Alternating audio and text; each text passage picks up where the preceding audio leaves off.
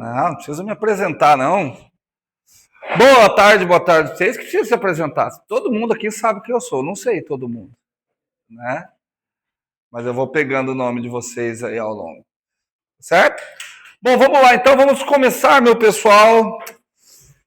Começar fazendo aquela revisãozinha básica de Física 1. Bem básica. Para a gente poder... deixa eu falar para vocês. O primeiro conteúdo é um conteúdo que vocês já viram. Tá? Só que eu vou aprofundar um pouquinho mais na parte conceitual para que a gente possa ter, teoricamente, o conteúdo eu deveria começar aqui com impulso e quantidade de movimento.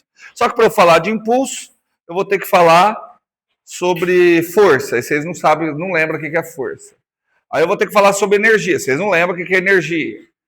Então, eu vou começar fazendo uma revisão das leis de Newton e aí a gente começa a discutir sobre energia, que é o conteúdo real que a gente começa e depois a gente vai apertando. Beleza? Tudo bem? Pessoal, deixa eu explicar um negócio para vocês. Isso aqui é aula, não é palestra. Qual que é a diferença da aula e da palestra? Nas duas você não entende nada, né? Mas pelo menos na aula você pode perguntar. Você pode não. Você deve perguntar. Eu brinco com o pessoal que dá aula, principalmente em graduação, é a coisa mais fácil do mundo. De verdade. Qualquer idiota vem dar aula para vocês. Sabe por que qualquer idiota dá aula para vocês? Porque vocês se comportam como mais idiota ainda.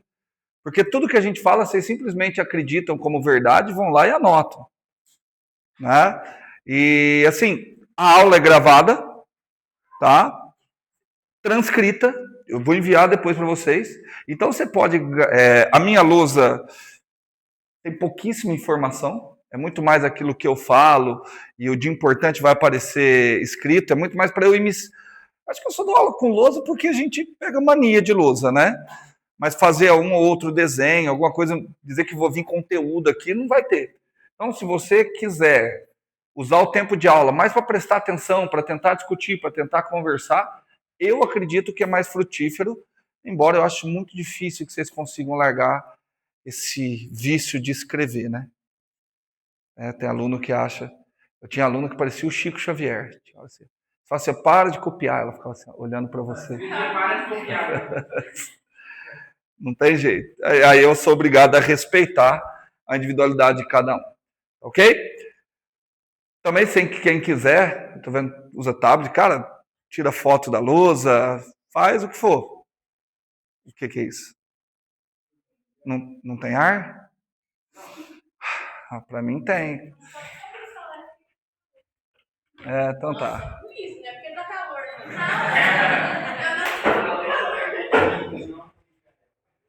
Ó, liguei, não sei se vai funcionar. Tá aqui no 25, certinho? Vamos começar então, meus amiguinhos. Vamos começar fazendo aquela importantíssima revisão. Nessa primeira parte de revisão, eu não vou entrar muito nos aspectos históricos, porque é só uma revisão. Mas a hora que eu começar o conteúdo mesmo da disciplina, a hora que eu começar a falar de energia, em geral, eu vou colocar o contexto histórico no qual esses conceitos foram concebidos. Por quê? Cara, por que às vezes, até você, Júlia, que tem um quê com a física, por que às vezes estudar, não só física, por que estudar alguma coisa se torna difícil? Porque muitas vezes é chato, cara. É chato e você não vê sentido naquilo que você está estudando. Principalmente alunos iguais a vocês de engenharia. Porque eu acredito muito, quem vem para engenharia, uma primeira motivação é a aplicação prática.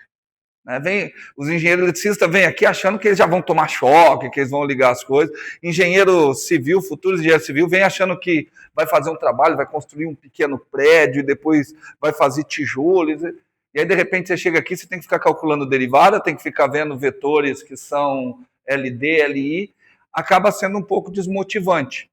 Um agente motivador para essas coisas é estudar a história da construção daquele conhecimento. Então, muitas vezes eu vou citar o contexto histórico no qual a gente vai... No qual... Tem mais gente pra chegar? Ah, tá. Que a gente vai construindo porque isso é um agente motivador, até é uma maneira que eu sugiro para vocês poderem estudar.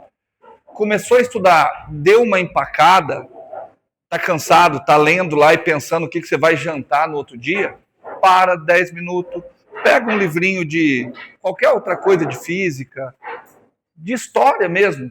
Tem um monte que eu posso indicar para vocês. Dá uma lida, dá uma descansada e depois retorna a estudar. Tá certo? Felizmente ou infelizmente, vocês escolheram a graduação em engenharia.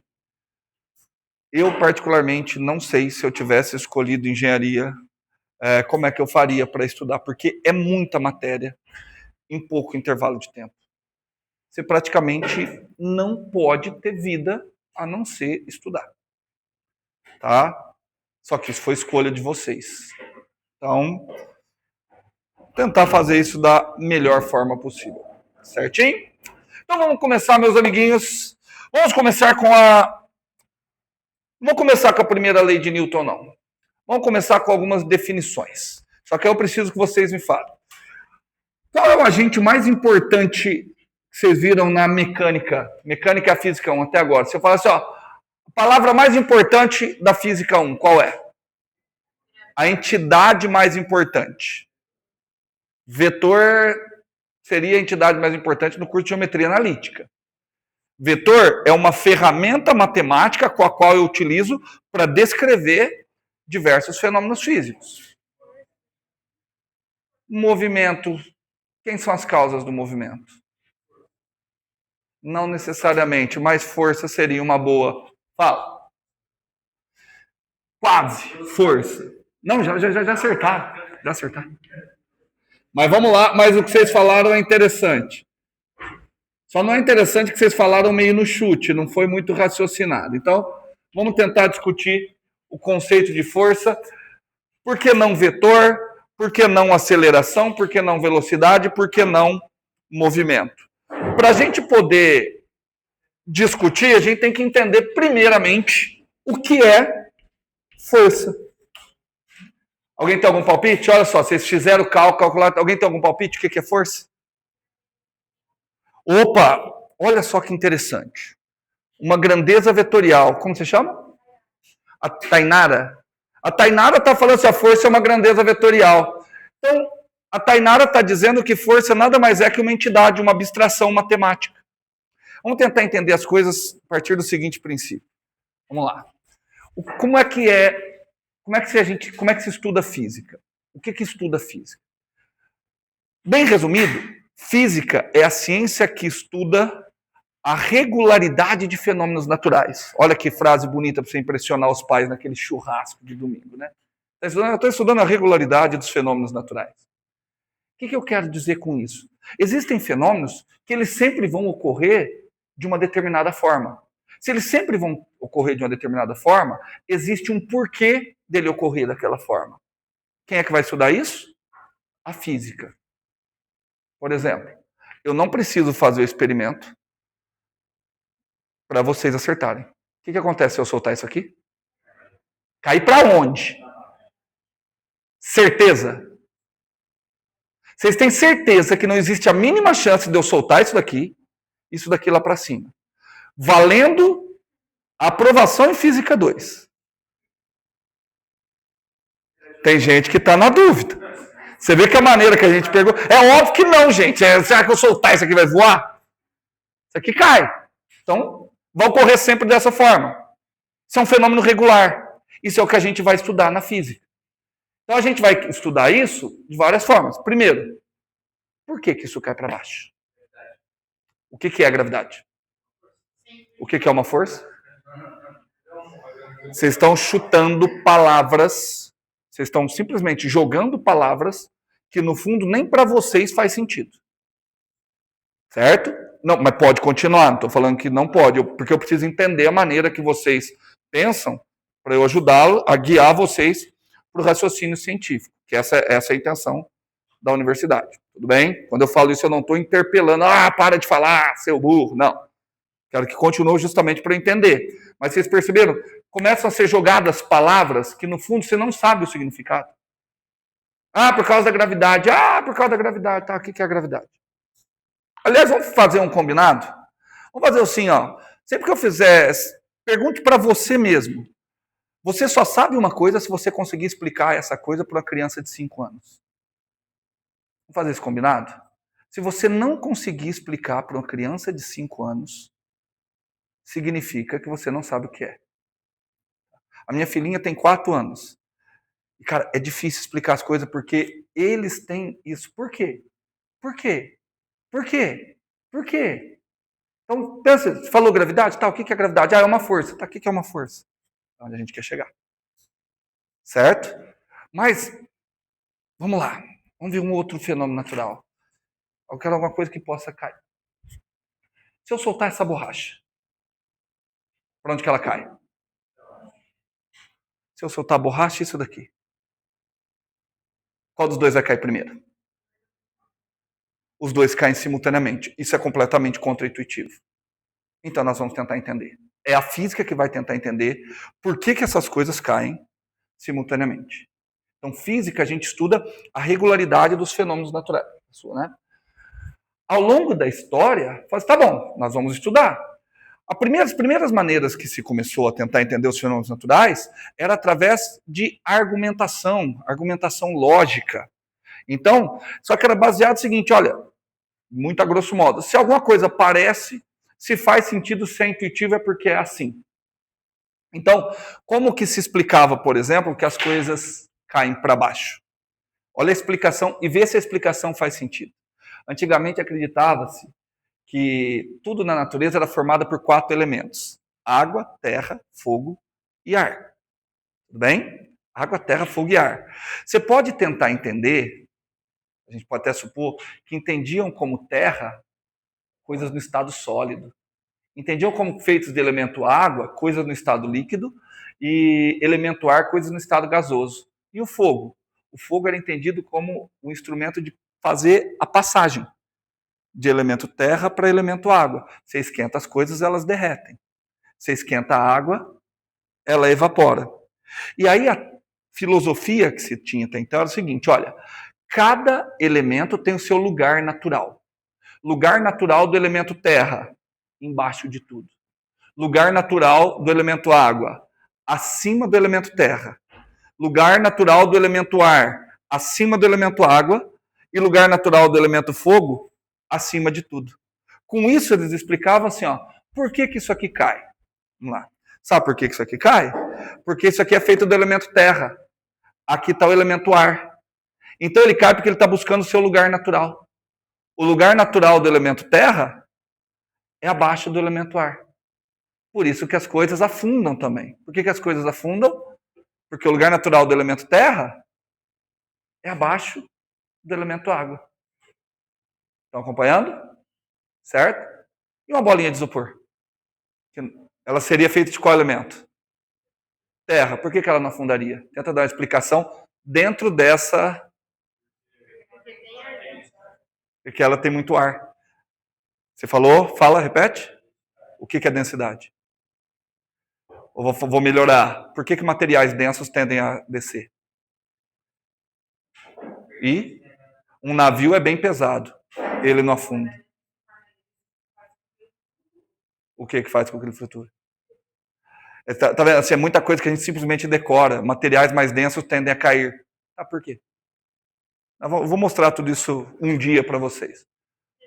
Tudo bem? Tem tudo a ver com pressão. Tudo a ver com pressão. Mas vamos lá. Vamos continuar nisso. Então você vê que tinham-se instrumentos lógicos e argumentativos para explicar essas coisas. O elemento fogo, acima de tudo, explicava por que as chamas de fogo vão para cima e quando sai uma faísca, ela sai subindo. Porque ele estava buscando o seu lugar natural. Então o fogo caía para cima. Existia também a questão, mais para frente, religiosa, né? Que aí começou a dar espaços para interpretações religiosas, inclusive de possíveis localizações de onde estaria o inferno. Tá bom? A questão da força sempre foi entendida da seguinte forma. Olha só. Primeira parte é verdadeira. Ninguém tem força. Força não é um substantivo. Força é uma ação. Tá? Força é uma interação entre dois corpos. Isso era o que era entendido e continua sendo verdade hoje. Tá? A grosso modo, para ter força, precisa de dois corpos. Um para aplicar, a grosso modo agora, um para aplicar e um para receber. Tudo bem? Então, essa primeira parte eu vou colocar porque isso aqui é verdade. Tudo bem? Então, força, fruto da interação entre dois corpos. E isso aqui é interessantíssimo.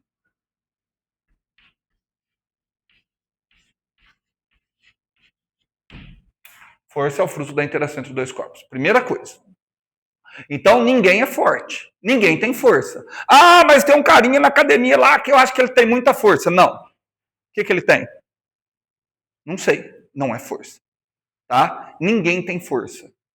Você é capaz de aplicar uma força. Você tem capacidade de aplicar força. Aquele carinha forte da academia, ele tem capacidade de aplicar uma força mais intensa que outras pessoas. Mas ele não tem força. Tudo bem? E para os caras da época, força era aquilo que era responsável pelo movimento dos corpos. Então, para a época era assim, ó, enquanto existe força, existe movimento. Cessou-se a força, não existe mais movimento. Ok? Faz sentido? Faz todo sentido do mundo. Você pode imaginar, por exemplo, olha só, são experimentos intuitivos, né? Você pode imaginar, por exemplo, que aqui está o apagador, eu aplico uma força no apagador, ele se move. Eu deixo de aplicar força, ele parou. Certo? Quais são os dois corpos que estão interagindo? Eu? Quem está aplicando a força? Quem está recebendo? Por isso que física é difícil. Porque tudo isso que vocês estão falando muito fácil, está tudo errado. O que eu quero dizer? A física não é 100% intuitiva. Querem ver? Eu apliquei força durante todo o tempo? Então como é que ele continua se movendo? Então, porque a força se perde no atrito. Se não tivesse atrito, ele ia continuar. Vamos tentar responder em termos daquilo que eu coloquei como conjectura. Qual que é a minha conjectura? Só existe movimento enquanto existe força aplicada. Tudo bem? A partir do momento que eu perdi o contato, não tem mais força aplicada. O que deveria acontecer com o apagador? Parar. Não. Força é a interação entre dois corpos. Tem dois corpos a partir do momento que eu perdi o contato? Tem dois corpos? Então o que deveria acontecer? Parar. Eles não falavam de apagadores. Eles tentavam explicar movimento de arco e flecha. Você puxou uma flecha. Soltou. Durante quanto tempo tem força aplicada? Enquanto o arco está em contato com a flecha. A partir do momento que o arco perde contato com a flecha, não existe mais força. Então, seguindo essa analogia, deveria acontecer o que com a flecha? Cair. Só que isso não acontece. E nem acontecia à época. Como que eles explicavam? Eles falavam assim que o movimento da flecha deslocava o ar daqui da ponta. Esse ar que estava aqui na ponta vinha atrás e empurrava a flecha. Então, esse ar vinha para trás e empurrava a flecha. E assim eram as explicações. O movimento, acreditava-se que a Terra estava parada e que o movimento dos planetas e das coisas em torno da Terra era feito por anjos.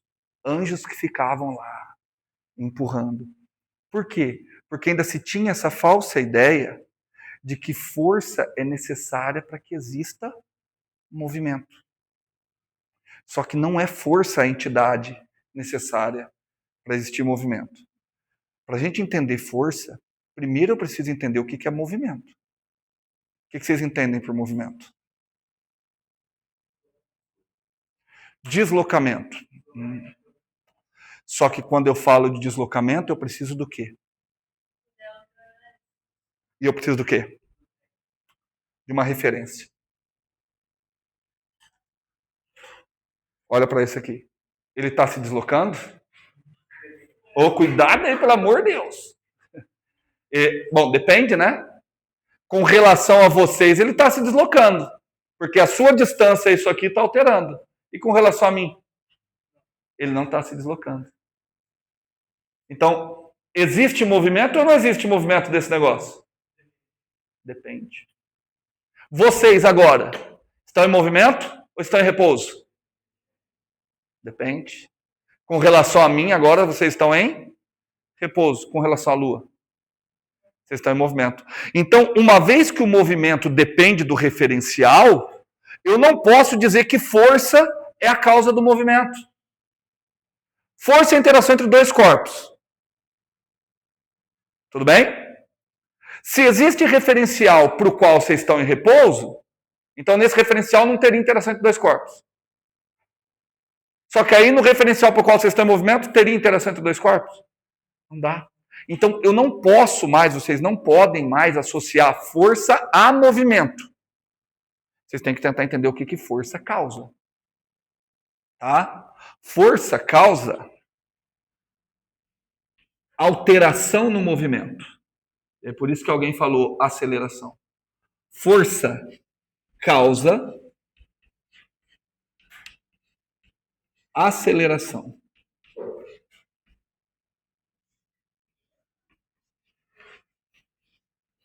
Força é entidade física, fruto da interação entre dois corpos, capaz de causar o quê? Mudança na aceleração, mudança na velocidade.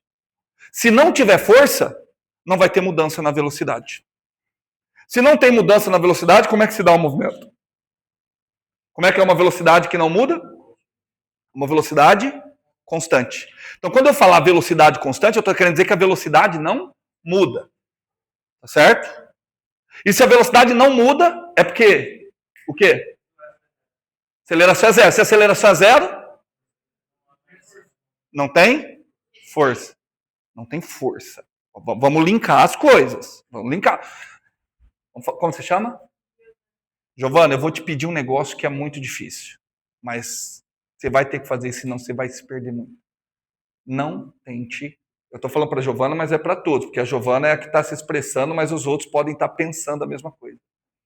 Parem de tentar ficar buscando explicações em termos, em outras coisas que vocês...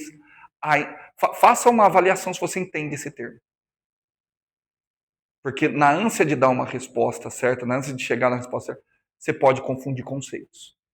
Tudo bem? Pode continuar falando aqui comigo. De novo. Por que não? Eu preciso que você fale. A minha função não é ser professor? Minha função não é te ajudar? Eu só consigo te ajudar se eu enxergar algum... Gente, sala de aula é lugar para você falar coisa errada.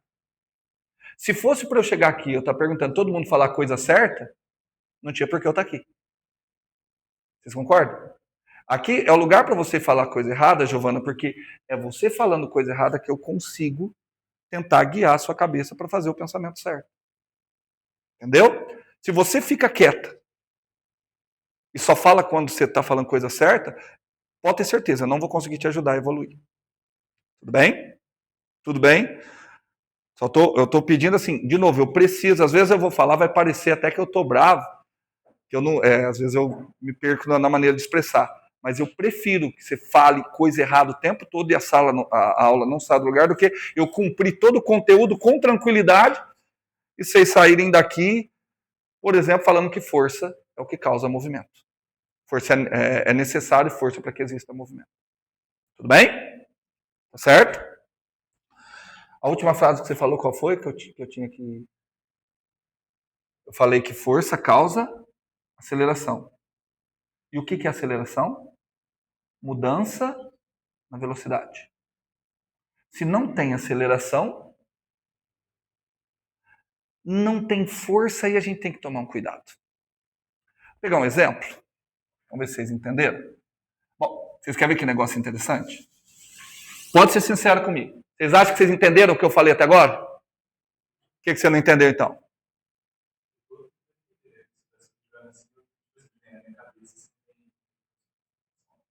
Se não tem força, não tem aceleração, tá certo?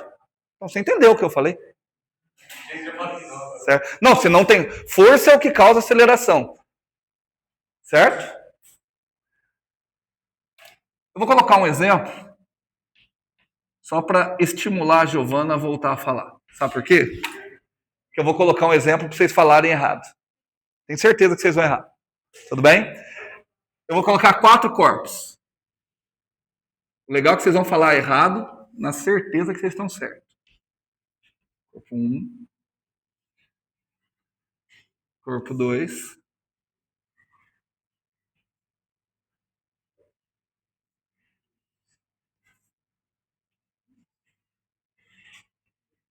Três.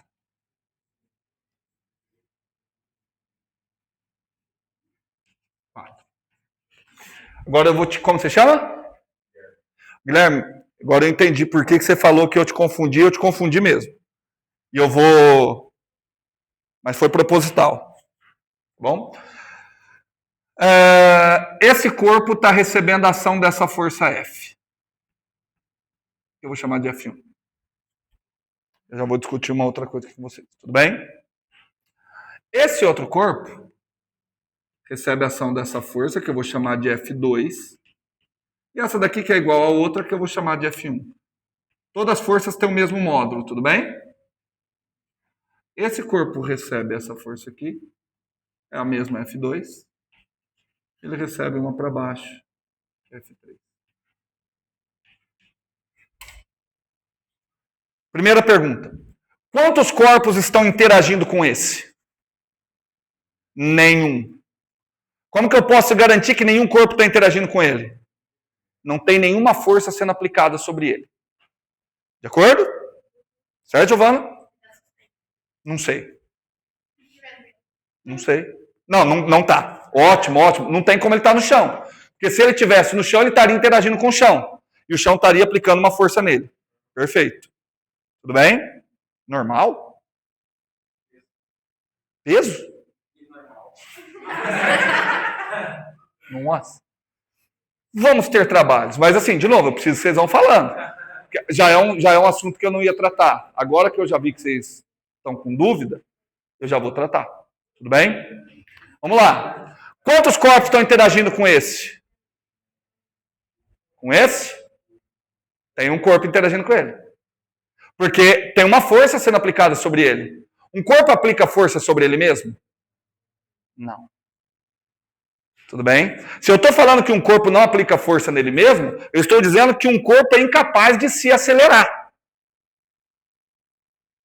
Gente, vocês estão olhando com a cara assim, mas olha como que eu estou falando para vocês, é óbvio. Imagine que você está numa corrida.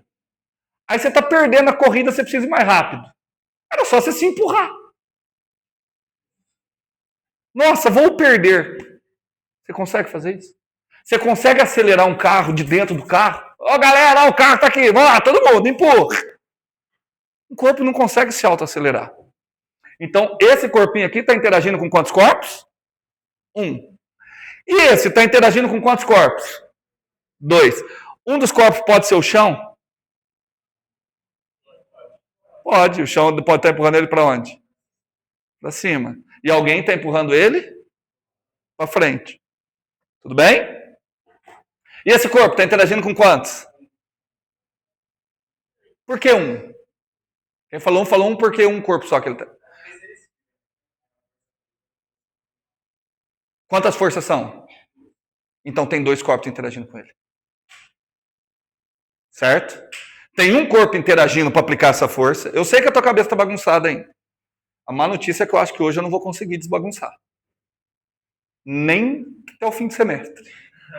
A boa notícia é que eu vou tentar. Um corpo está aplicando essa força. Outro corpo está aplicando essa. Tudo bem? Agora, mas não era esse questionamento. Olha que ótimo exercício para a prova. Eu bato o olho e pergunto, quais daqueles corpos está com velocidade constante? Constante. Qual dos corpos está com velocidade constante?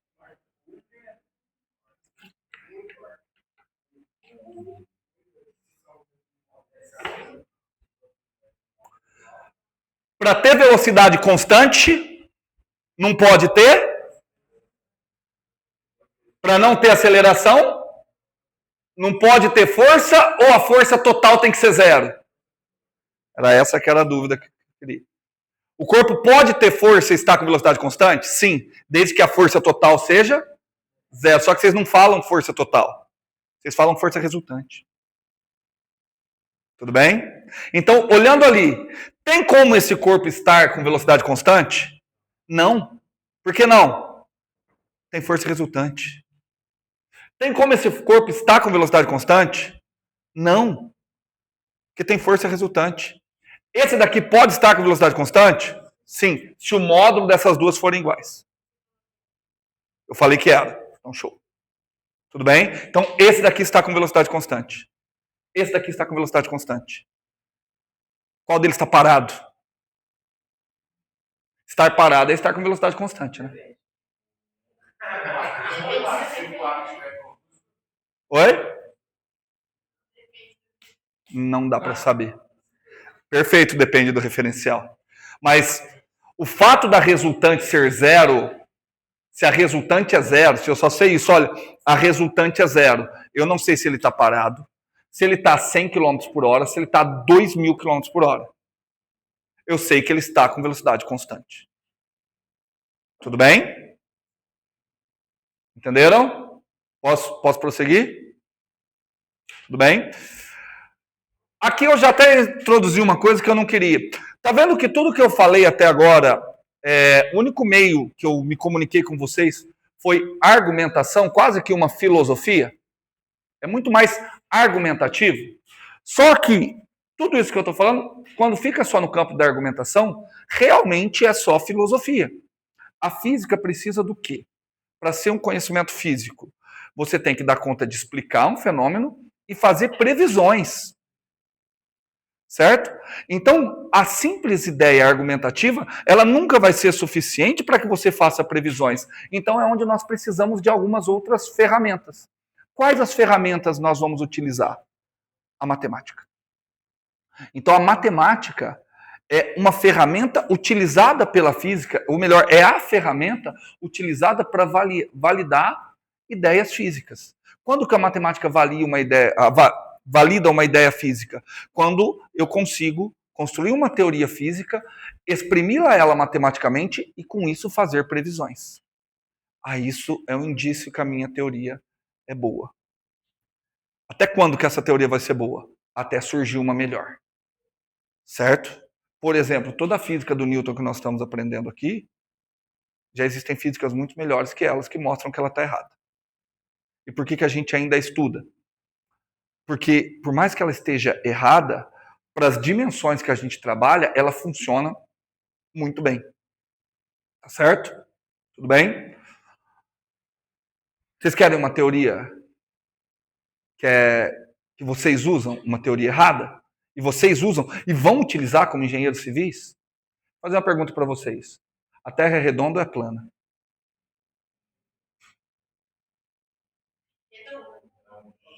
Hã? A Terra é redonda. Eu vou provar para vocês que todos os trabalhos de engenharia civil que vocês fizerem só funciona se você considerar que a Terra é plana. Todos. Fazer uma pausa aqui.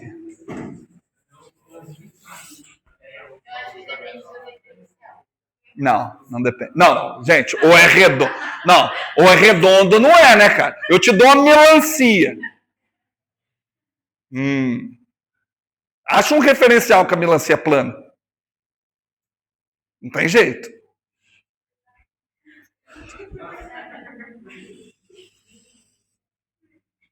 Dê uma olhada aqui. Desenhei duas retas paralelas. Alguém me define, por favor, como é que você explicaria para a criança o que são duas retas paralelas? Que elas nunca se cruzam?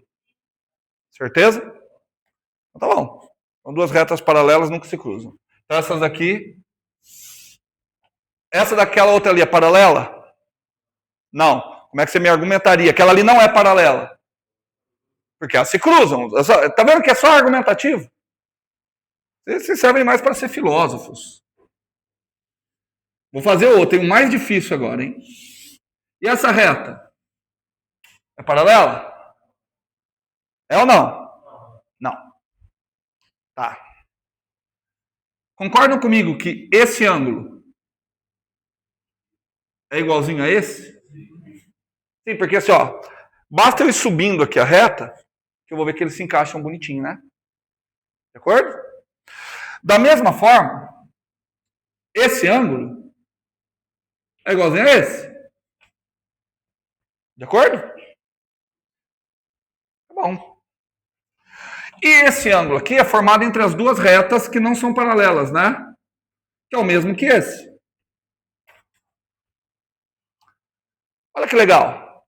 Quanto que dá se eu somar rosinha, amarelinha e laranjinha? 180. Acabei de provar para vocês que a soma dos ângulos internos de um triângulo é 180 graus. Perceberam? Opa! A soma dos ângulos internos de um triângulo é 180 graus se duas retas paralelas não se cruzarem. Porque eu me baseei nisso. Eu me baseei, eu acreditei em vocês, e vocês me disseram que duas retas paralelas nunca se cruzam. Aí eu acreditei em vocês. Se vocês estão certos, se duas retas paralelas não se cruzam, então a soma dos ângulos internos de um triângulo é 180 graus.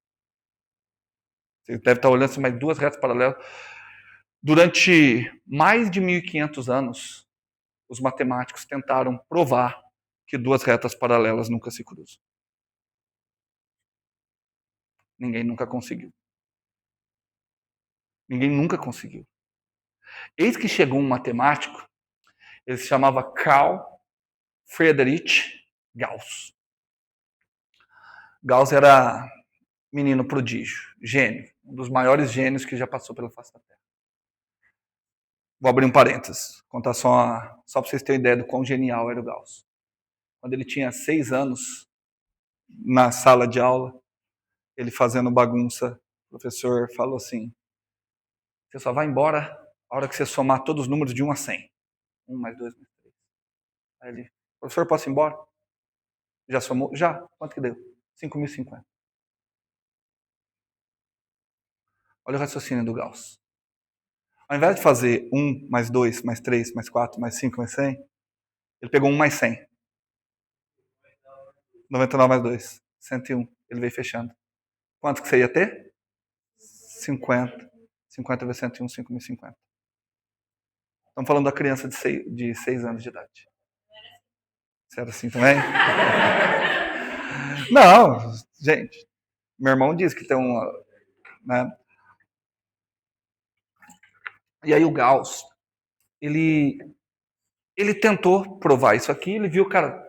Eu acho que ele nem tentou. Ele falou, cara, estão tentando há 1500 anos, ninguém conseguiu provar que duas retas nunca se cruzam. Aí ele fez o seguinte questionamento.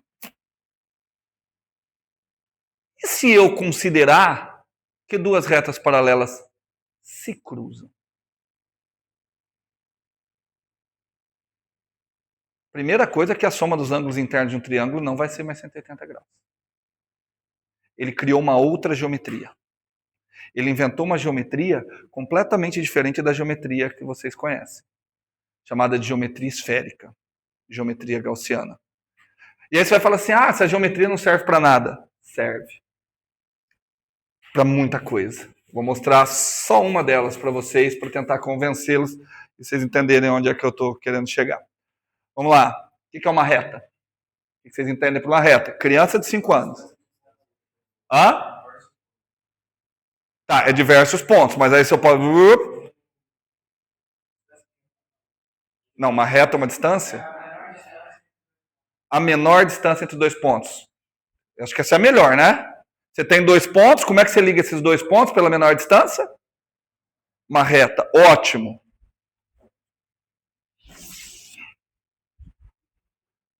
Planeta Terra. Não depende do referencial, tá? É redondo. Vamos usar a geometria que vocês usam? Quero sair do Brasil e ir para a França. Você quer ir no menor caminho, né? Mas o menor caminho é uma reta. Consegue? Não com a noção daquilo que você acha que é uma reta. Tá? A geometria do Gauss considera que uma reta é isso aqui. Ó. Isso aqui se chama geodésica. E aí ele criou uma outra geometria, na qual a soma dos ângulos internos de triângulo não é 180 graus. Que a noção que vocês têm de ângulos retos é diferente. É uma outra geometria que é utilizada principalmente em engenharia aeronáutica. Agora, vocês que são engenheiros civis, vocês podem considerar que duas retas paralelas se cruzam. Não se cruzam. Mas isso só seria verdade num mundo que fosse plano. E por que funciona a mesma Terra sendo redonda? Porque vocês não ocupam um trecho muito grande da Terra. Vocês ocupam só, vou até colocar muito, esse pedacinho. Como você ocupa só esse pedacinho, você consegue perceber a curvatura da Terra?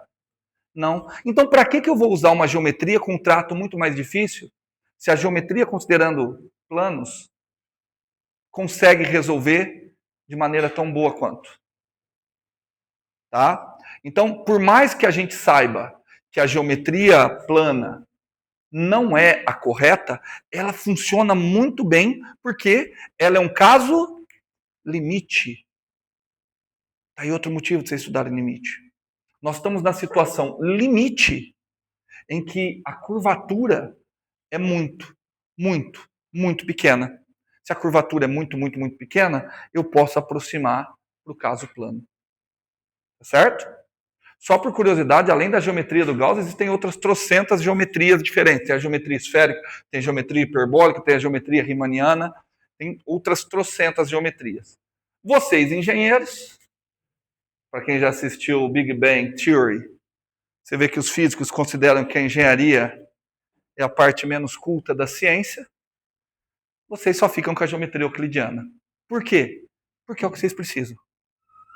Certo? Acho que nem no curso de física aqui a gente não tem. Nem no curso de física aqui a gente não tem aula de geometria que não seja euclidiana. Tá? Porque funciona para as nossas necessidades. Ok?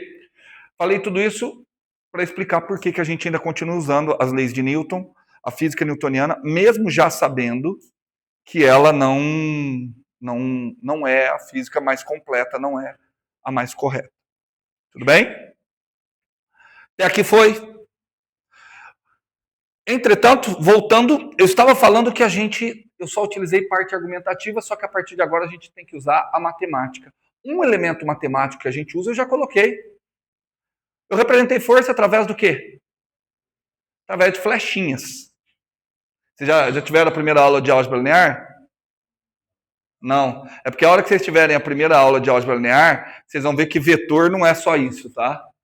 Vocês vão ver que vetor, matrizes podem ser consideradas vetores. Números podem ser considerados vetores. Vocês vão ver que vetor é uma classe muito mais ampla. Tá? Fala o vetor, não, isso aqui é um tipo de vetor. Tudo bem? Então, a gente optou. E eu preciso passar a descrever essas coisas, eu preciso passar a descrever a física através dessa matemática de modo a eu poder fazer previsões. Tudo bem? Então, eu tenho que pegar esse fato que força a interação entre dois corpos, esse fato que força causa aceleração e exprimir isso de alguma forma matemática. Tudo bem? Bom, para mim faz todo sentido que se eu vou ter que exprimir isso como uma forma matemática, eu vou ter que, em algum momento, escrever uma relação entre a força total atuando sobre um corpo, que eu chamo de força resultante, vai estar relacionada com quem? O que força causa? Então, a força total tem que estar relacionada a quê? Aceleração. Certo? Deve existir uma relação entre eles. Mas como que é essa relação? Vamos pensar um pouquinho. Espera aí. Se tem força resultante, a gente já viu que vai ter mudança na velocidade. Aceleração é a rapidez com a qual se muda a velocidade. Tudo bem? Então vamos lá. Eu tenho 94 quilogramas. Deixa eu pegar. 52? 49. Quem vai acelerar mais se receber a mesma intensidade de força? Eu Ou a Tainara? Ela. Isso é intuitivo, né? Que ela apresenta menos massa do que eu.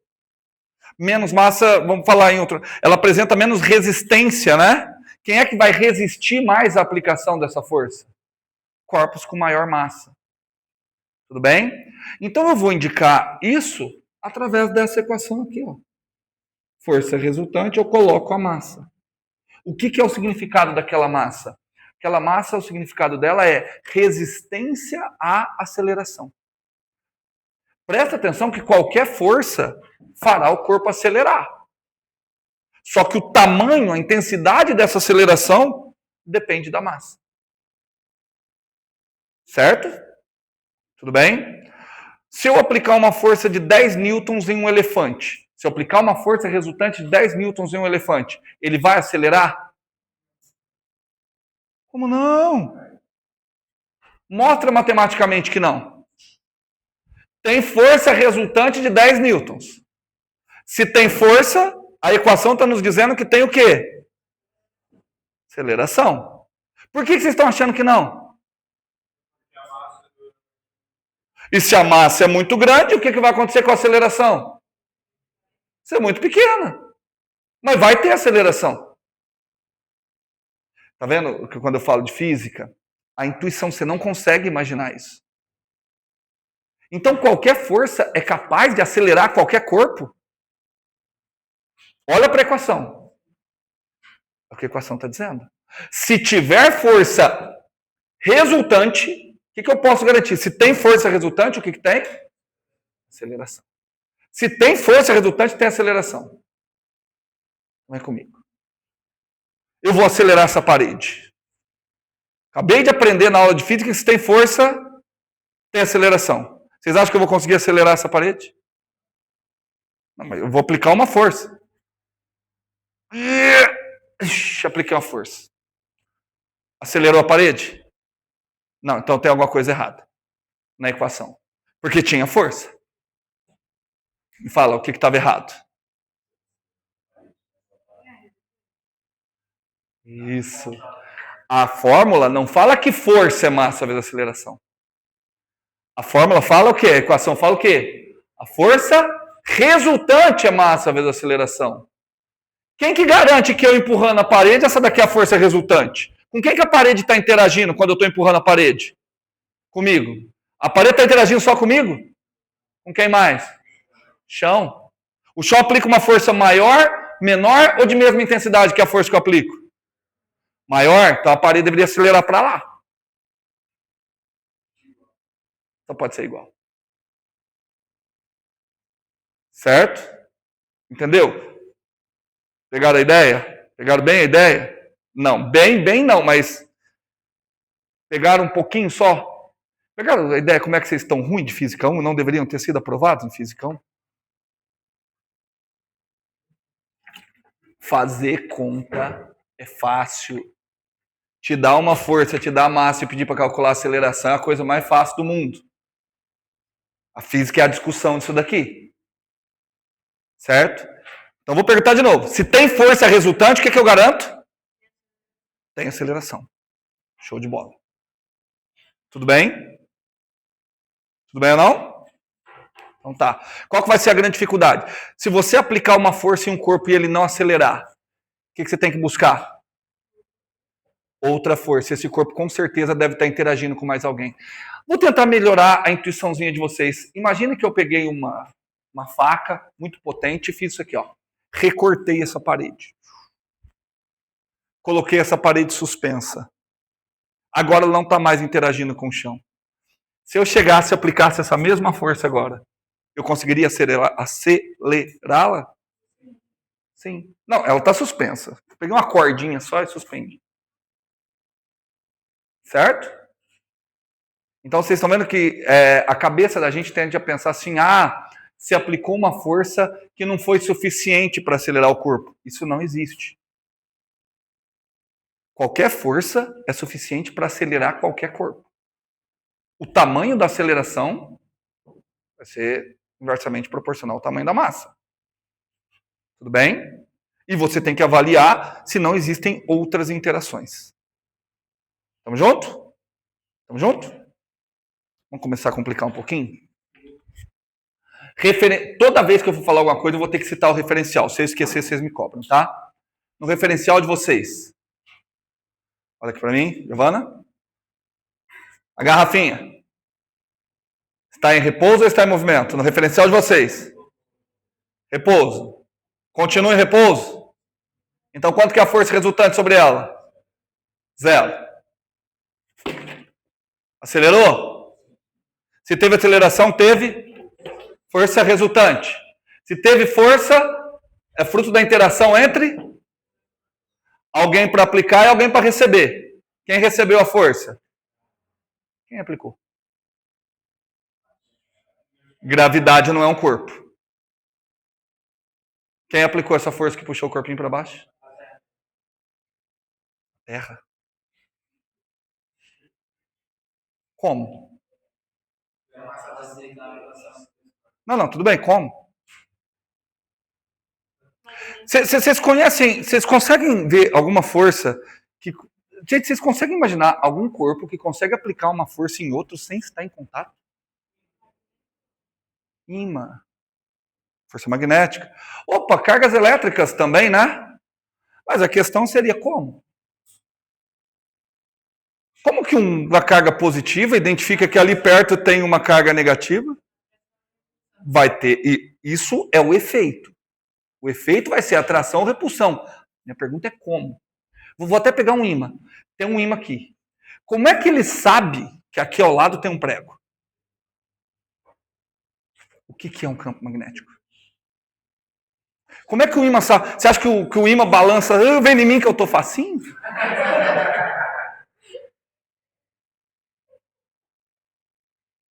Falando sério. O que é um campo? Eu vou falar o que é um campo. Sabe o que é um campo? Uma abstração matemática. Só isso. É que a gente trata as coisas como se elas fossem grandezas físicas. Física não de física do estudo. Física de você pegar a real. Não é. Campo é simplesmente uma abstração matemática. Por quê? Nessa parte, nesse nível que vocês estão no curso, o curso que vocês têm aqui, Física 1, Física 2, Física 3, em geral, você vai entender como as coisas funcionam. Muito dificilmente você vai entender por que as coisas funcionam. O porquê, como, assim, o como que eu falo é o seguinte, você vai entender, por exemplo, que uma massa é capaz de perceber a presença de outra massa e aplicar uma força entre elas. Você vai ser capaz de descrever como é a intensidade dessa força, como vai ser o movimento causado por essa força. As origens dessa força. Infelizmente, foge o conteúdo de vocês agora. Ou felizmente. Você vai entender que uma carga positiva detecta a presença de uma carga positiva e aplica uma força de repulsão. Você vai saber calcular essas forças. Você vai saber utilizar desses resultados para produzir, por exemplo, corrente elétrica. Você vai saber utilizar de tudo isso. Mas a motivação, o porquê isso ocorre, como isso ocorre, não vai entender. Certo? Aí é uma faculdade de física. Nem lá. Nem lá. Por quê? Porque isso ainda é coisa que está em estudo.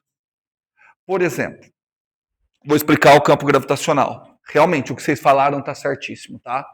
O que acontece? A Terra, de alguma forma, a Terra percebe a presença disso aqui e aplica uma força de atração sobre isso e puxa ele para baixo.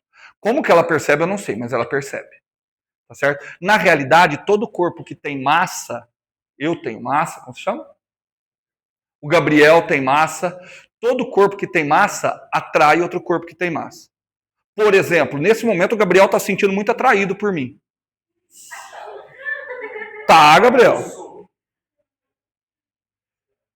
O Gabriel se sente mais atraído por mim do que a Tainara. Não. Também. Distância. Se eu chegar mais perto, A carinha dele. Tá mais atraído ainda, tá? E o que eu falei, a gente consegue descrever isso matematicamente. Mas a gente não consegue ainda, eu vou até dar uma explicação, entender exatamente isso. A física ainda não descreve isso. Uma explicação que a gente tem, ela passa pela relatividade, foge aqui o conteúdo de vocês, é só em termos de curiosidade o que eu vou falar, que é o seguinte, o espaço, na realidade, ele é um vazio, mas eles são linhas entrelaçadas de uma coisa que se chama espaço-tempo. Tecido do espaço-tempo. E massa é a única propriedade que consegue distorcer o espaço-tempo. E quando você tem distorção no espaço-tempo, olha, distorção no espaço, os corpos se movem ao longo dessas distorções. Muito melhor eu dar um exemplo assim, simplificado, mas vocês vão entender. Imaginem uma cama elástica, bem grande. A cama elástica é o espaço-tempo. Tá? Aí você coloca bolinhas de ping-pong na cama elástica. Todas espalhadas, paradinhas. As bolinhas de ping-pong conseguem dobrar a cama elástica? Ou não? Não. Aí você chega bem no meio da cama elástica e pega uma bola de boliche e coloca ela devagarzinho bem no meio. O que a bola de boliche faz com a cama elástica? Ela estica, ela deforma. No que ela deformar, vai acontecer o que com as bolinhas que estão na ponta? Vão se mover. Onde é que elas se movem? Na deformação causada pela presença da bola de boliche. É o que está acontecendo com a gente. Nós somos as bolinhas de ping-pong, a Terra é a bola de boliche. O espaço que nós estamos é o tecido do espaço-tempo. Isso foi percebido através de equações matemáticas. Ninguém fez uma medida. Isso você vê na matemática. Que a hora que você começa a tentar equacionar as coisas, você percebe que 3 dimensões não são suficientes. Você precisa de 4. Fala. A gravidade é isso. A gravidade, nível relativístico, é a deformação do tecido espaço-tempo. Hoje em dia, o que se procura? Hoje em dia se busca o seguinte: não existiria uma partícula que seria responsável pela atração gravitacional, igual carga elétrica é responsável pela interação elétrica, não existiria uma partícula que forma os corpos que é responsável pela atração gravitacional?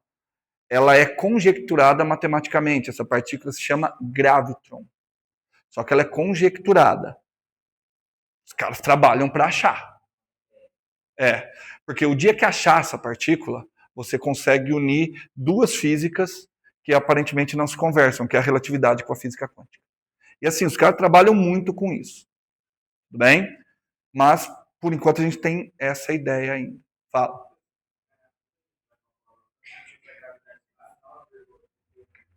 Dez. Vamos a 10. Para que 9,8? Vamos a 10. Mais fácil, né?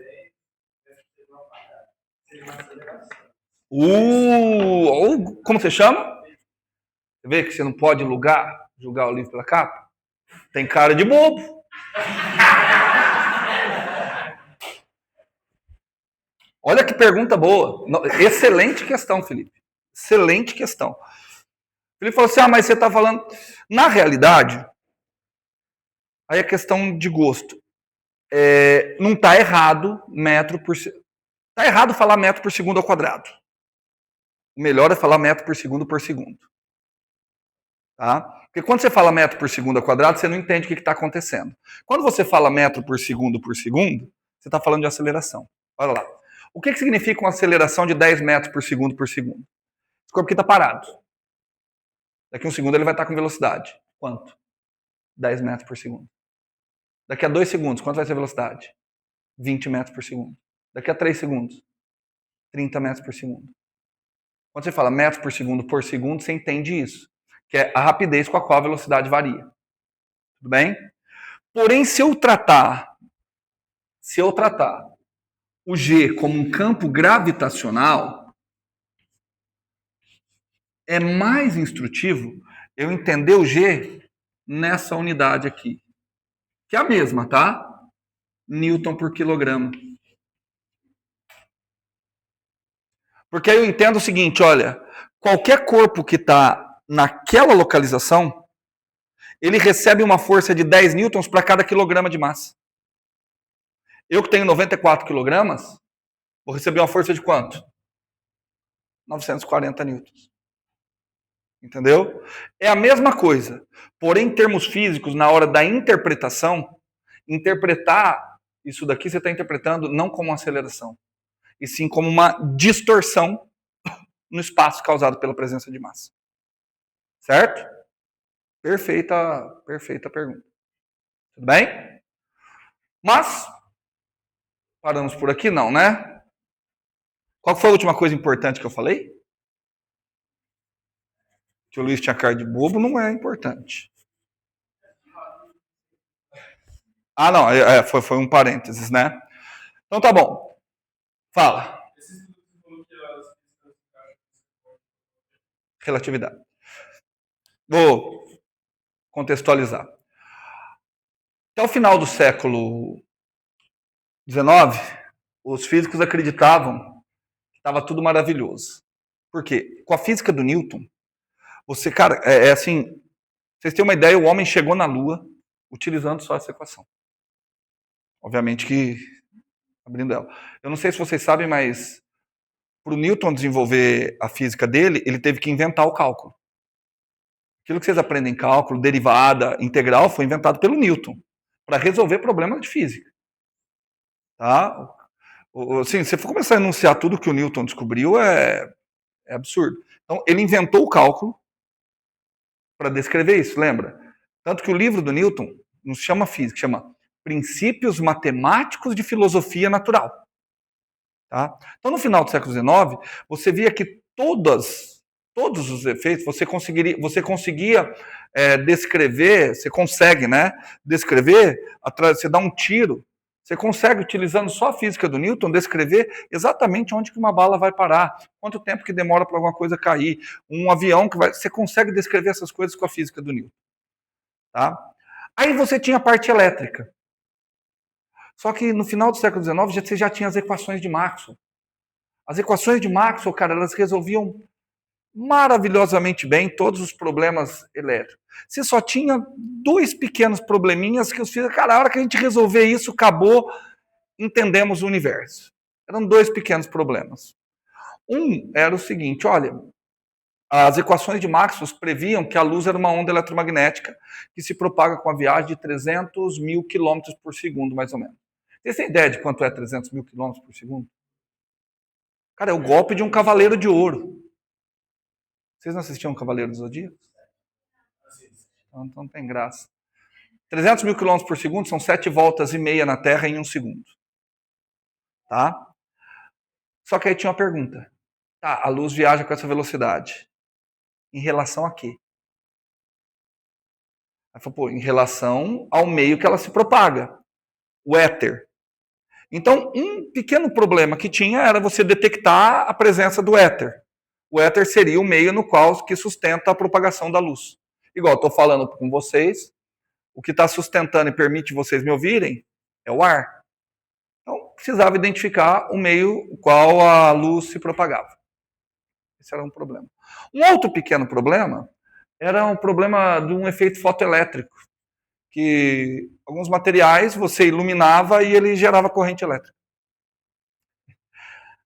A resolução desses dois problemas mostraram que a física do Newton estava toda errada e precisou criar outras duas físicas, a relatividade e a mecânica quântica.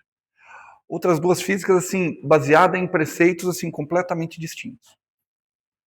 Um deles eu vou comentar daqui a pouco, mais profundamente, mas vamos lá. Eu vou ter que falar da terceira lei de Newton, né? Então vamos lá, terceira lei de Newton. A Terra detecta a presença do Sol. O Sol puxa a Terra. O que a Terra faz? Devolve a força. Quanto tempo demora isso?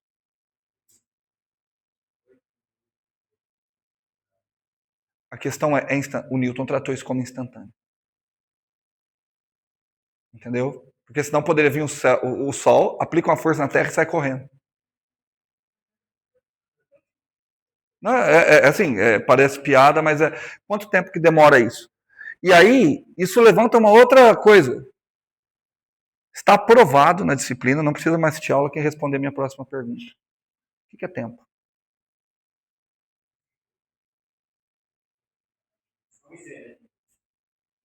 Entendeu? E aí, então vou perguntar de outra forma. O tempo depende do referencial? Isso que o Newton tratou. O Einstein descobriu que o tempo depende do referencial. E aí o Einstein chegou assim, cara, o Einstein chegou em conclusões absurdas, assim, intuitivamente absurdas. E é onde ele cria a teoria da relatividade. E o próprio Einstein, em 1905, também resolve o problema do efeito fotoelétrico. Só que para resolver esses problemas, você precisava adotar conceitos que não eram. Por exemplo, eu tenho um carro a 40 por hora e outro a 40 por hora. Quando é que o de trás vai alcançar o da frente? Gente, essa pergunta é mais fácil. Tem um a 40 e outro a 40. Quando é que o de trás alcança o da frente? Nunca. Eu tenho um raio de luz aqui, na velocidade da luz, e outro aqui, na velocidade da luz. Quando que o de trás alcança da frente? Instantaneamente. Assim, não tentem entender isso agora, mas isso é verdade. Então, o Einstein chegou nessas conclusões absurdas. Por o caso do efeito fotoelétrico, você tinha outras coisas. Se você está a 40 por hora e quer chegar a 50 por hora, você concorda que você tem que passar por todos os valores de velocidade intermediária, né? Ali não. Você tem um corpo com energia 40 e outro com energia 50, ele salta do 40 para o 50 sem passar pelos intermediários. É como se fosse teletransporte. Ele apaga aqui e aparece aqui.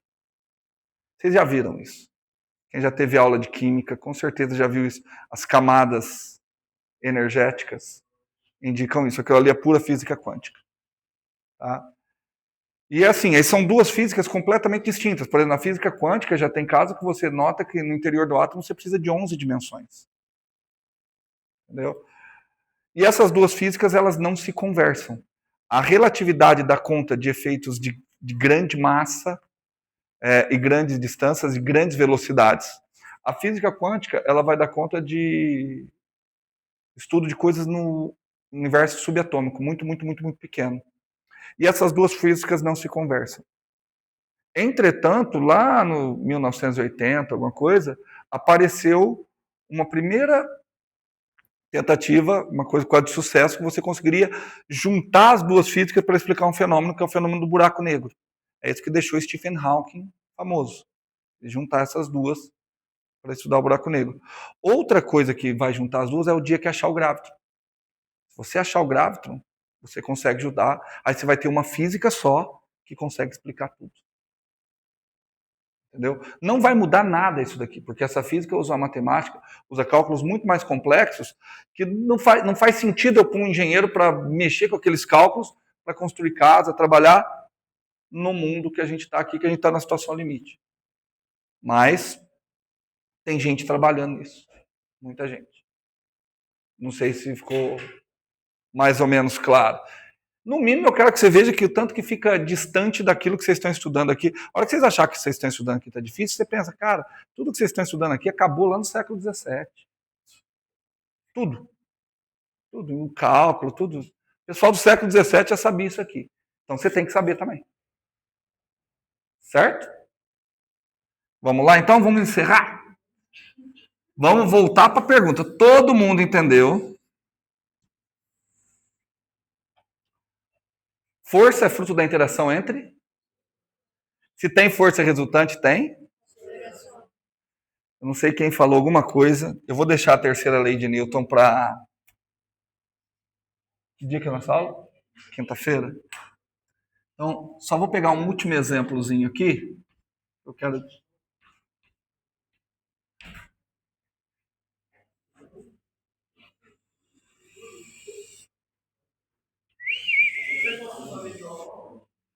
Eu vou postar, eu vou mandar para vocês. Eu mando. Eu tenho que abrir o. Eu tenho que acertar o Moodle. E já vai estar lá no Moodle com material também para vocês estudarem. Certo? Ó. Vamos brincar um pouquinho. Vamos imaginar que, sei lá, como se chama? Ana Laura, você mora aqui em Votuporanga, Ana Laura? Não? Onde você mora? Você vai e volta todo dia? Ah, precisa de alguém que more aqui, por exemplo, ficar mais legal. Não, de alguma menina. Mora aqui? Como se chama? A Franciele vai mudar. A Franciele vai mudar. E a Franciele precisa que chamem homens fortes, bonitos. Como não tem, ela chama o Luiz mesmo. Certo, Luiz? Não é Luiz? O Felipe mesmo. Chama o Felipe mesmo para arrastar a geladeira dela. Certo? O Felipe vai aplicar essa força aqui. Força F de força, não de Felipe. Pergunta. Palpite, vocês acham que o Felipe consegue arrastar a geladeira? Ah, não, na prática, não, sério mesmo. Não, a geladeira tá cheia. Tá bom, eu coloco um elefante em cima da geladeira. Aí consegue. Eu quero que vocês falem que não, pelo amor de Deus. Ah. Olha, o Felipe não tá conseguindo. Então, olha lá, como você chama, perdão? Aqui, ó. Você camisa dos Estados Unidos, como você chama? Ô Jefferson, por que você imagina... Qual a causa seria do Felipe não conseguir arrastar a geladeira? Cara, sensacional o que o Jefferson falou. Vocês estão vendo como é que é legal quando vocês participam? E eu falo assim, vai parecer piada. É muito mais legal quando vocês falam coisas que são absurdas.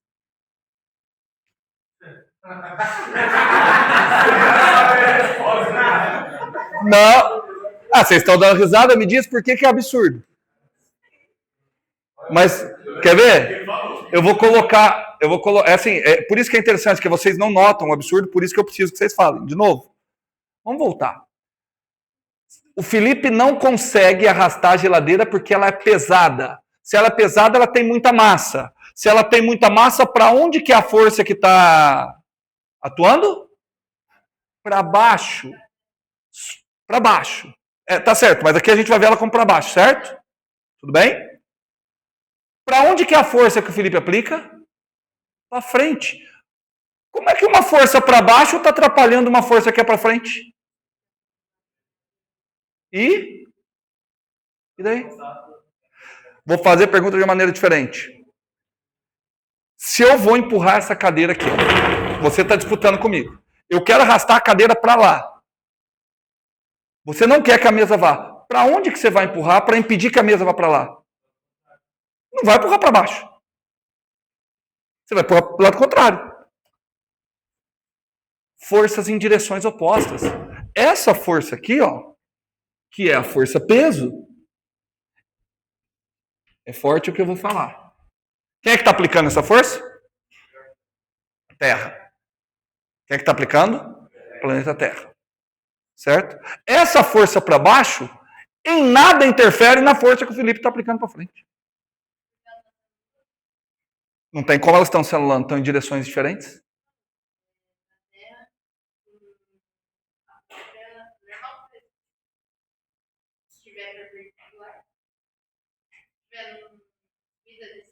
Não. Olha ali o desenho. Está na horizontal. Horizontal mesmo. Quem que vai anular? Fica normal? Quem aplica normal? A Terra.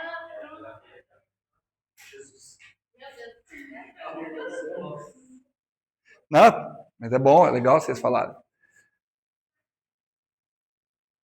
A força peso é uma força que a gente chama de força de campo. A força que o Felipe aplica é uma força de contato. Precisa do contato do Felipe. Certo? A força normal é uma força do quê? De campo ou de contato? Campo? O chão consegue aplicar força estando à distância ou precisa estar encostado? De contato. Então vou desenhar aqui a força normal. Quem é que está aplicando essa força normal? Terra ou chão? Chão. Está em contato com o chão. Que é uma força de contato. Para não ter confusão, força-peso é uma força de campo aplicada pelo centro da Terra. É mais fácil. Tudo bem? Tá. Por que o Felipe não consegue empurrar? Tem que ter uma outra força para trás. Se ele não consegue aplicar, porque tem uma força para trás. Certo? Como chama essa força? Quem aplica? Mas o chão já está aplicando normal. A geladeira não pode aplicar uma força nela mesma. Interação entre dois corpos produz quantas forças? Uma só. Se eu aplicar essa força para cá, mas se eu aplicar os dois, mas aí é uma mão e a outra mão, duas forças. Duas interações. Ótimo. Mas nesse caso você está com duas superfícies de contato. Aí eu posso considerar que são dois corpos distintos. Mas essa questão se eu posso ser 1, 2, 3 ou 10 corpos, mais para frente a gente vai discutir. Gente, quem é que aplica o atrito? Hã? Gente, força é interação entre dois corpos. Quando eu pergunto quem aplica a força, eu estou esperando como resposta um corpo. Vamos lá. Quem é que está aplicando a força F? Felipe. Quem é que está aplicando a força peso? Centro da Terra. Perfeito. Quem é que está aplicando a força normal? Chão. A geladeira não pode aplicar força nela mesma. Mas aí é o chão, cara. Mas como que o chão pode aplicar duas forças?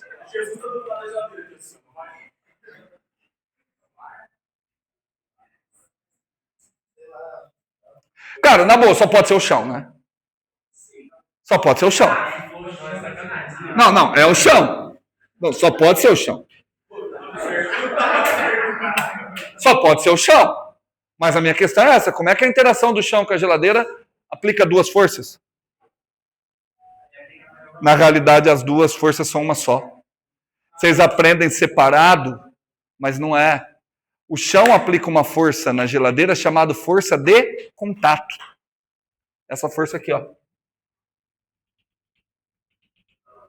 A força que o chão aplica na geladeira, na realidade, é essa. É a força de contato. Tudo bem?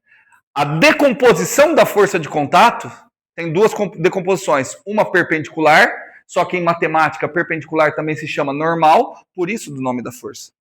Ela é a componente normal da força de contato. E a outra que é a componente tangencial, que é o atrito. Tinha alguém que levantou primeiro a mão. Não. Toda vez que tem atrito, tem normal. Pode existir normal sem existir atrito. Não pode existir atrito sem existir normal. Fala. Essas duas forças são uma só. São uma só. Mas, então, se essa força aqui, essa aqui é o nome. Qual? Qual? A força de contato. O atrito e a normal são a mesma força, é a força de contato. Sim, são essa força aqui. Perfeito. Mas aí se eu conto a força de contato, aí você decompõe ela. Em geral, você não conta ela. Você já desenha ela decomposta. O problema é que, teoricamente, ninguém discute isso. Ninguém discute que ela é a decomposição. Entendeu? Ou você conta essa e esquece das outras duas, ou você conta as outras duas. Não dá para considerar as três. Mas se for considerando a força de contato, elas não estão em direções opostas. Não, ela está assim, a força de contato é a laranja. O contato do chão com o bloco produz essa força laranja. É isso. Só que eu não consigo avaliar ela. Por isso eu preciso decompor. Por isso que eu preciso decompor. Tá? Entretanto, a Giovana ainda está meio aqui assim, porque assim, você tem a ideia de que quanto maior o peso, mais difícil fica. Em outras palavras, você tem ideia de quanto maior o peso, maior o atrito. Vamos fazer o seguinte? Vamos dar um zoom aqui. Vou mostrar para vocês. Aqui não é lisinho. Aqui existem algumas ranhuras.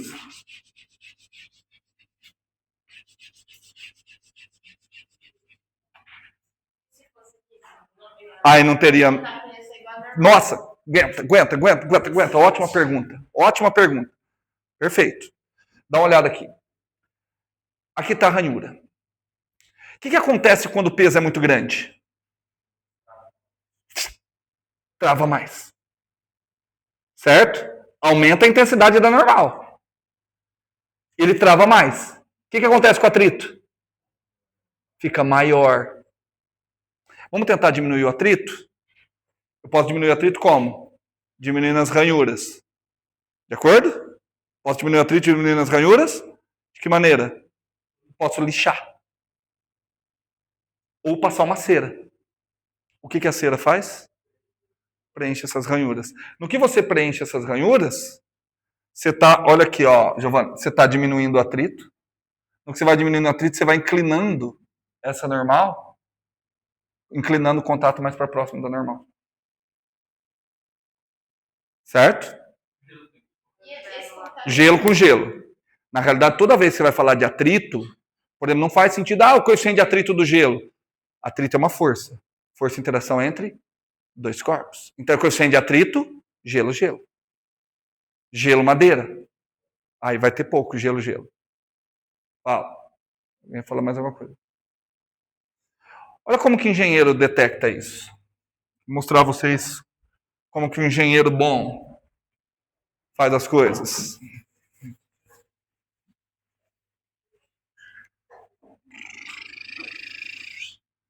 Vamos lá. Ó.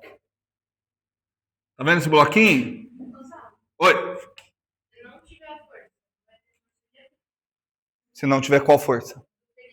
Nossa! Tá... Sensacional. Assim. Se não concordam com a Giovana?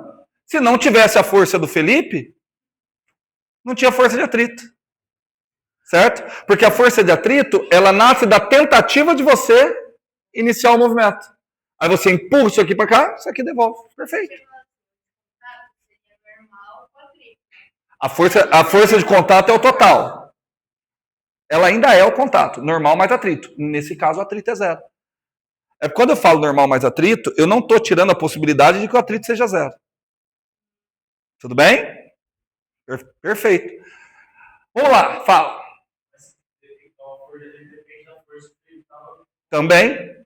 Perfeito. Só que a força de atrito quem faz é o chão. Perfeito. Na geladeira. Perfeito.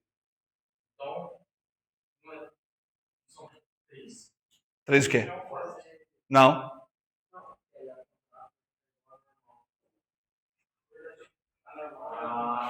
Fala.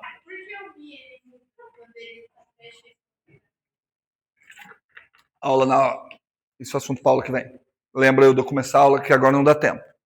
Eu começo a aula que vem com essa pergunta. Me lembra? Tudo bem? Agora eu quero uma outra pergunta aqui que eu quero auxiliar vocês. Temos um corpo seguinte. Ele está descendo com velocidade constante. Presta atenção. Ele está descendo com velocidade constante. Tá bom? Com quem que aquele corpo está interagindo? Não, primeiro é com o planeta Terra. A interação dele com o planeta Terra produz qual força? Peso. Força de campo ou força de contato? De campo, não precisa estar encostado. Além de estar interagindo com o planeta Terra, com quem mais que ele está interagindo?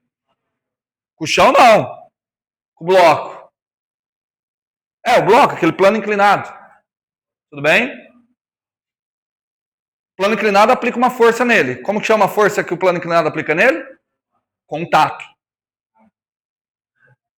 O plano inclinado aplica uma força de contato nele. Para onde está a força de contato que o bloco aplica?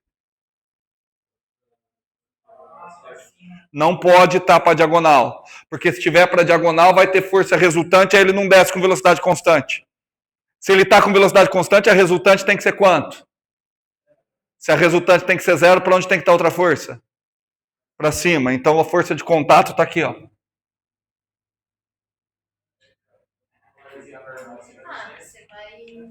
Certo? A força de contato está assim. Tudo bem? Até entenderam? Só que na realidade, como que vocês faziam?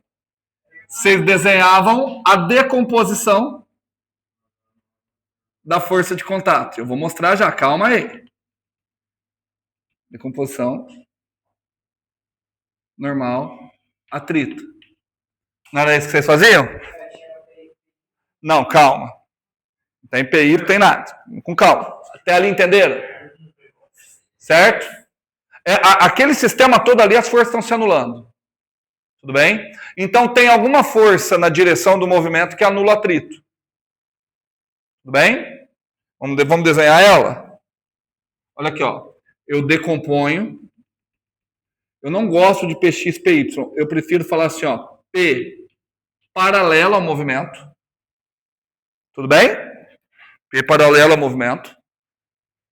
Porque para eu falar PX para Y, eu preciso de um sistema de referência, eu não coloquei. E aqui eu tenho a P perpendicular ao movimento. Decompus. Tamo junto? Tamo junto? Então vem comigo. Eu já falei que o sistema está em velocidade constante. Se está com velocidade constante, a resultante é zero. Portanto, o módulo desse e o módulo do atrito tem que ser igual. De acordo? Então, o módulo do atrito é igual ao módulo do P paralelo. O que mais? Módulo da normal é igual a quem? Módulo do P perpendicular.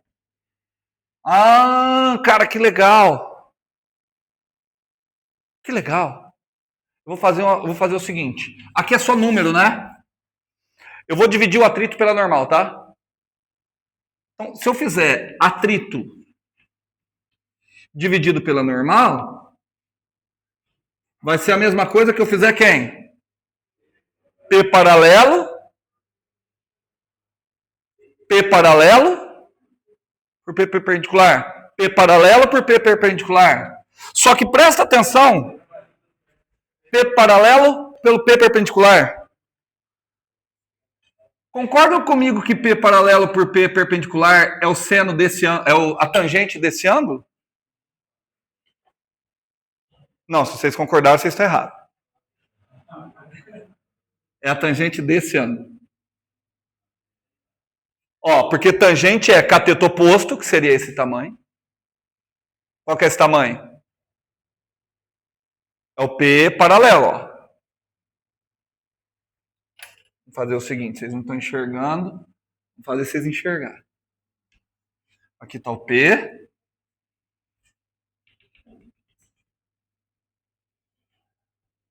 P paralelo.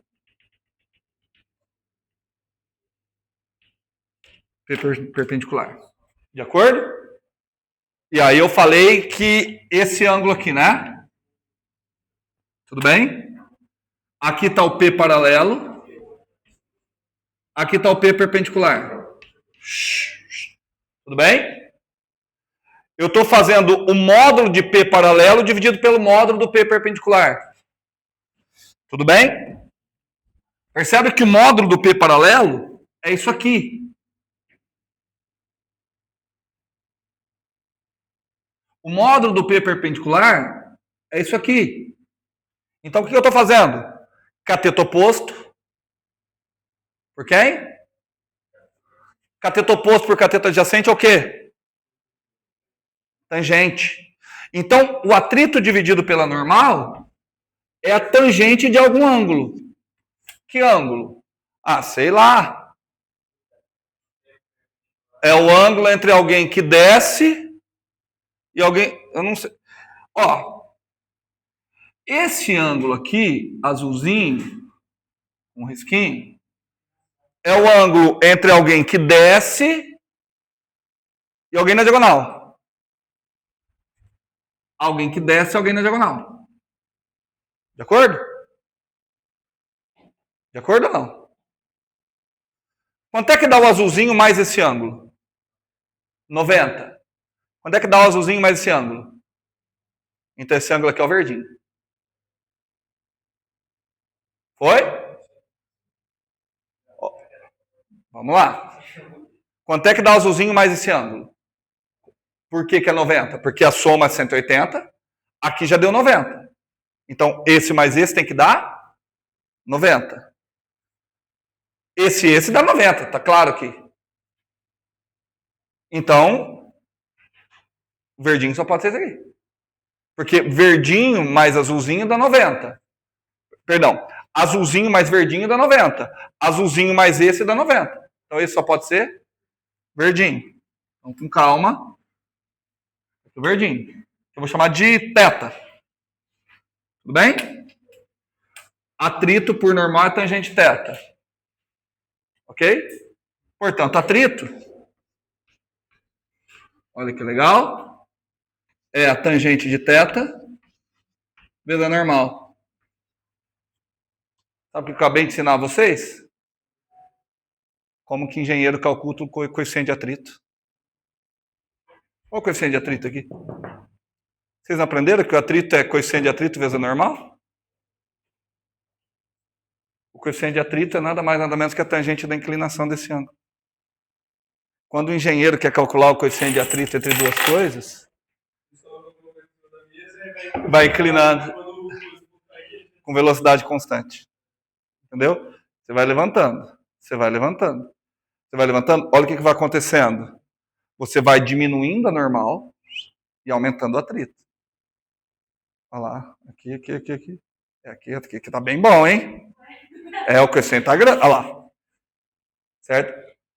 Aí eu avalio se isso aqui desce ou não com velocidade constante. Se ele estiver descendo com velocidade constante, é que eu não consigo. Eu pego a inclinação aqui, a tangente disso é o coeficiente de atrito. Vocês nunca se perguntaram nos exercícios como é que as pessoas obtinham os coeficientes de atrito? Né? Certo? Não esquece de me perguntar como é que eu diferencio os dois. Então, mas por quê? Porque se é a mesma superfície, né?